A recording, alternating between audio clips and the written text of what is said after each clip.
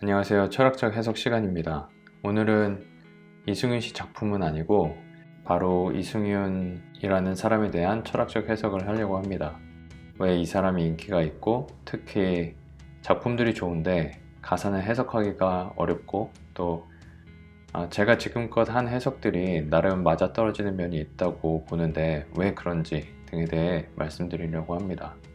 이승윤은 정확하게 근대 유럽의 개인주의자들, 자유주의자들이 사고하는 것과 같은 결을 지니고 있습니다. 즉, 근대적 개인주의자다.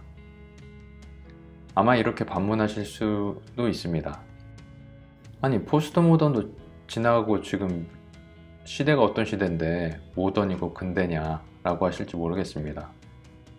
시간 관계상 여러 분명한 예들, 그의 가사들, 발언들 중에서 이승윤 씨가 한 인터뷰에서 관광지 사람들이란 곡에 대해 이야기하면서 프랑스 파리에 여행 갔을 때 기억을 이야기하는 때가 있습니다. 죽음으로 채워진 도시에 살아가는 사람들. 결국 루브르나 다른 박물관, 미술관 등을 얘기하는 것 같았는데 제가 처음 든 생각은 1830년, 1848년에 걸쳐서 일어난 그 크고 작은 프랑스 혁명 그리고 그에 의해서 촉발된 유럽 혁명이 머리에 떠올랐어요. 개인과 자유에 대한 사상이 충만해서 결국 폭발했던 혁명들이었죠. 크고 아름다운 성당 안에 금으로 장식이 되어 있고 교황의 얼굴이 새겨진 금화를 파는데 정작 성당 입구에는 거린이, 홈리스가 있었다. 이승윤 씨는 그 순간에 그 모순된 상황을 기억을 하고 이야기를 해주죠. 당장 눈앞에서 거린이, 홈리스가 고통받고 있는데 금장식은 다 뭐냐? 금화는 다 뭐냐?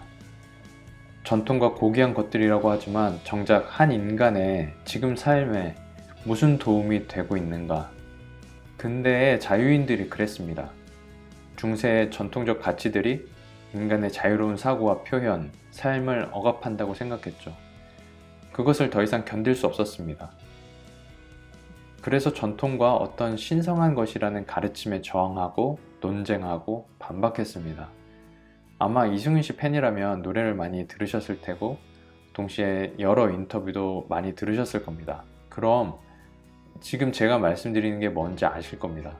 가수 이승윤, 인간 이승윤은 그렇게 순종적이고 선비 같은 나긋나긋한 사람이 아닙니다. 이승윤 씨는 반골 기질이 다분하고요. 저항정신이 투철합니다. 전통이 어떤 고귀하다는 가르침이 아니라 내가 살아남아야겠다라는 생존과 자유, 개인의 그 정신이 바로 서 있습니다. 그럼 왜 사람들은 이승윤 씨의 가사를 이해하는데 어려움을 겪을까요? 물론 이제 각자의 상상력으로 즐기고 있고 또 그게 맞습니다. 이승윤 씨도 그래야 한다고 했죠. 전적으로 동의하고 저는 지지합니다. 전 제게 남겨주신 댓글을 보고 이렇게 생각한 겁니다. 와, 되게 좋다. 그런데 이게 무슨 말이었지? 이런 거죠. 중세를 살던 사람들은 근대 사회의 개인주의적이고 자유로운 생각에 그런 모던한 사람들에게 놀라곤 했습니다. 그럼 우리는 중세인이냐? 물으신다면 화내지 마십시오. 절대 비하가 아닙니다. 저는 저를 포함해서 대부분의 한국 사람들이 그런 경향이 굉장히 짙다고 말씀드리겠습니다. 물론 이승윤 씨도 마찬가지죠. 그런 요소가 없을 순 없습니다. 그러나 아마도 음악에서 자유를, 자유의 날개를, 알라리를 찾았겠죠. 노래 가사마다 묻어나는 저항과 생존을 향한 응전, 그렇게 분출하지 않았을까요?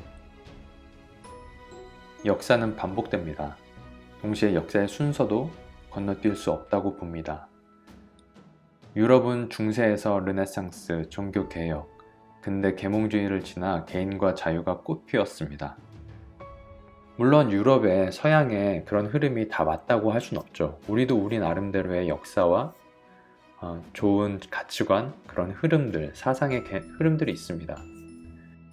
하지만 지금 우리가 어떤 영향을 많이 받았던 사회인가를 생각해 봐야 합니다. 한국은 그리고 전 세계적으로 서구화의 영향을 받지 않은 곳은 거의 없습니다. 그런 면에서 이런 말씀을 드리는 겁니다. 아까 말씀드린 것처럼 유럽은 그런 흐름으로 개인의 자유가 꽃피웠습니다. 그 후에 산업혁명을 통해서 여러 문제들이 야기되고 결국 세계대전이 일어나고 그런 비인간적인 일들이 일어나고 다시 인간 실존과 자유에 대한 성찰이 실존주의를 중심으로 일어나게 된 거죠. 우리 대한민국은 어떻습니까? 일제 식민 지배, 한국전쟁, 그리고 곧이은 독재와 산업혁명 시대, 세계 속에 빛나는 고도의 압축성장과 민주주의 혁명을 이룬 나라. 그러나 솔직히 그 어느 시대에 개인의 존재와 자유에 집중하고 깊이 성찰할 여유가 있었던가요?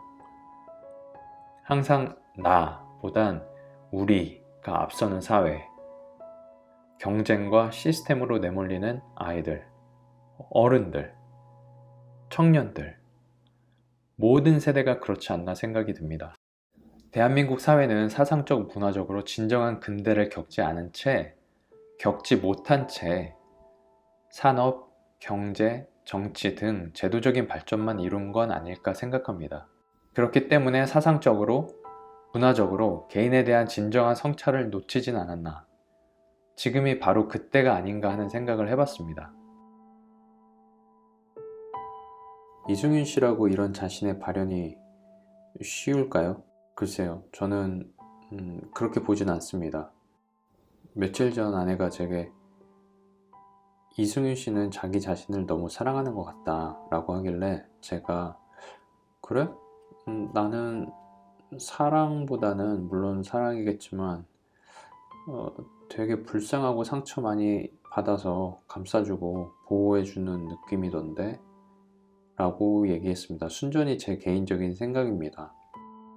불쌍하고 가엽게 여기는 느낌이 좀 납니다. 물론 사랑도 있겠죠. 하지만 그것만은 아니라고 생각합니다.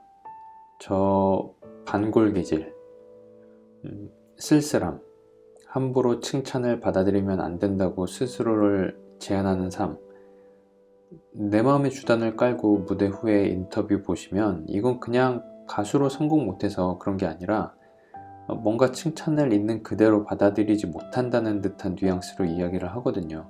실제로 그렇게 이야기를 합니다. 제 인생에서 되게 쉽지 않은 영역이다. 칭찬을 받아들인다는 게. 도대체 누가, 왜 이 아름다운 인간에게 그냥 욕심부리지 말고 만족하고 살아라 라고 했을까요? 자기 스스로에게 그렇게 최면을 걸듯 제한을 걸어야만 했던 인생의 이야기가 있겠죠. 암튼 저 개인적으로는 이승윤 씨를 물론 굉장히 지금은 행복한 사람이겠지만 굉장히 다른 개인의 히스토리가 있을 것이다 이렇게 추측해 봅니다. 물론 앞으로는 그럴 일이 없겠죠. 없어야만 하고요. 그리고 존재의 용기를 발휘하는 한 그럴 일은 없을 것 같습니다. 아무튼 오늘은 왜 제가 생각하는 해석 틀에 이승윤 씨의 작품이 이렇게 잘 맞아 떨어질까에서 시작해서 혹시 설마 하는 마음에 제 개인적인 생각을 풀어봤습니다. 순전히 제 개인적인 생각일 뿐이고요.